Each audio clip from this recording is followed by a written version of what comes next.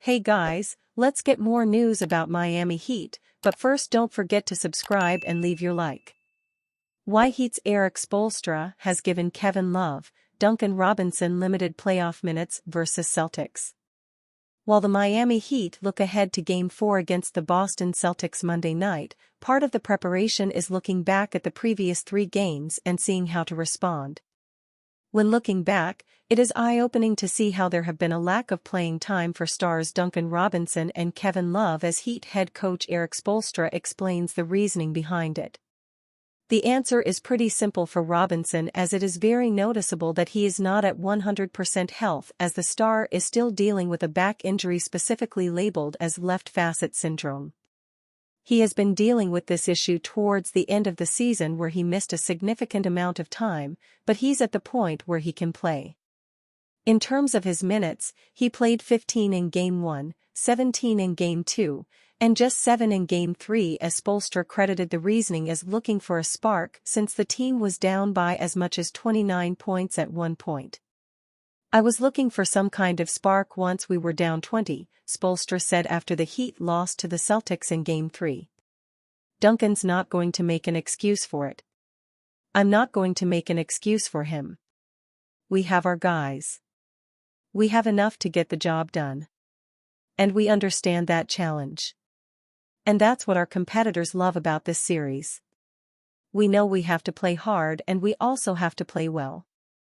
But at that point in the second half, we were down 20. I was just looking for a spark." As Spoelstra said, Robinson will not make any excuses for his playing time or his health as he's focused on the team aspect of winning the game. He said after Sunday's Heat practice that the team and him are taking it game by game and admitted it's definitely been a challenge, according to Anthony Chang of the Miami Herald. "I am available," Robinson said. "I'm just trying to do whatever I can to help us try to win this next game. Right now, we're just taking it game by game. So trying to win this next game. It's definitely been a challenge, for sure. Just trying to wrap my mind around whatever the opportunity looks like, whatever I can do to help us, just doing that."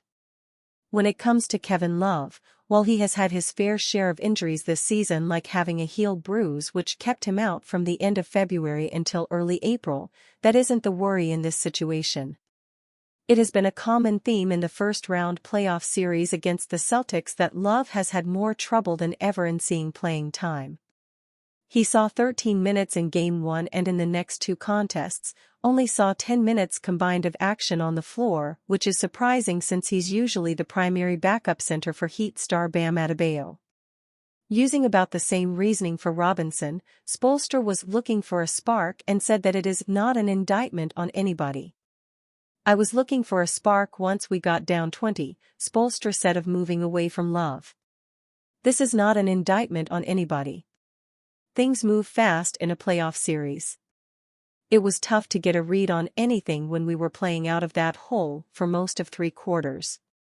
Love is in the midst of playing his 16th season in the NBA, so there will never be an ounce of anger towards the decision, though there could be natural frustration since it's a big playoff series."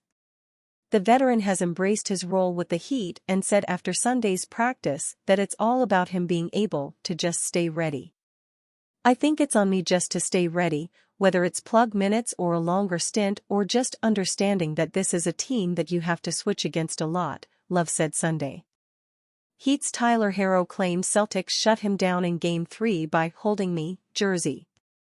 The Miami Heat suffered a loss at the hands of the Boston Celtics in Game 3, 104-84, as one could point to a ton of reasons why they lost on their home floor.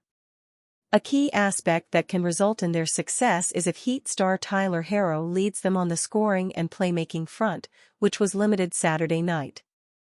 Herro has had an up-and-down series up until this point where he was held in check in Game 1, but excelled in Game 2 where he scored 24 points and recorded 14 assists.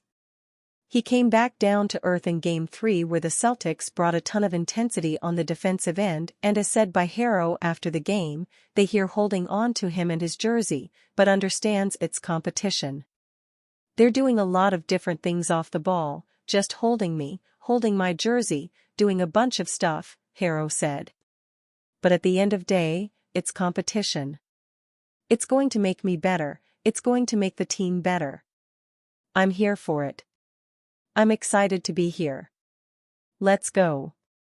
Let's keep going."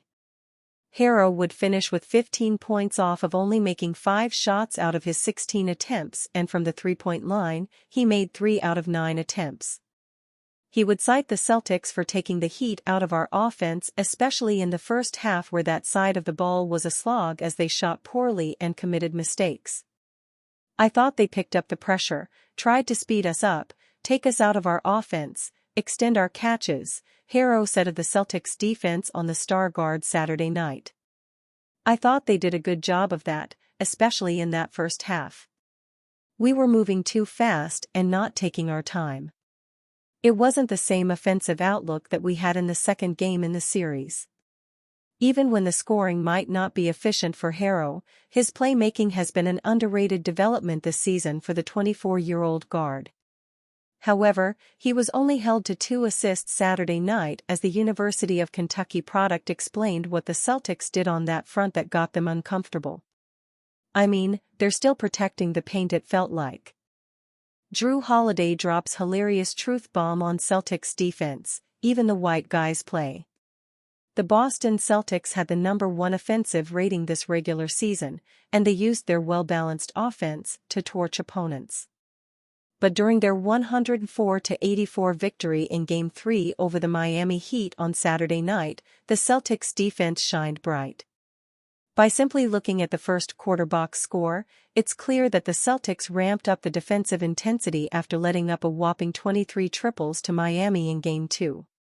Through the first 12 minutes of Game 3, the Heat scored 12 points on abysmal 5-for-21 shooting. Of course, Miami's shooting numbers dropping off following a record-breaking Game 2 makes sense, yet it wasn't all missed open shots. The C's were forcing turnovers, maintaining a good level of physicality, and preventing the Heat from settling in on offense. Celtics defensive specialist Jrue Holiday was proud of his team's performance on that side of the ball and joked about the all-around defensive effort, per Suchi Terada of Mass Live. "We got great one-on-one defenders," he said. "Before I was here, they talked about guys could play defense. Now that I got here, they all play defense. You talk about the white guys play defense." Since arriving in Beantown this past offseason, Holiday has helped anchor Boston's defense in the absence of former Celtics veteran Marcus Smart. Although the 33-year-old had just 3 points during a quiet offensive outing, he facilitated the ball well and notched a steal and 2 blocks.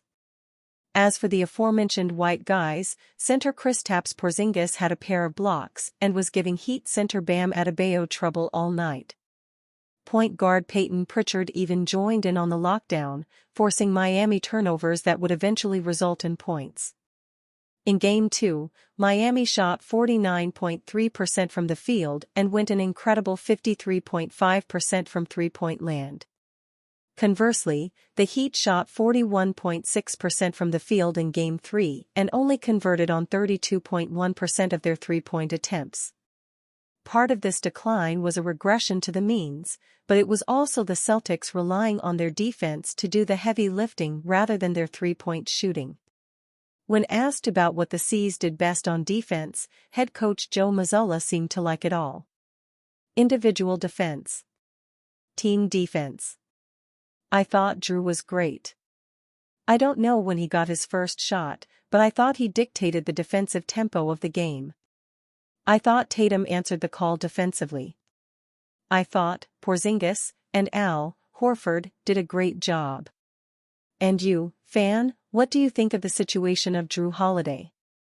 Leave your opinion in the comments.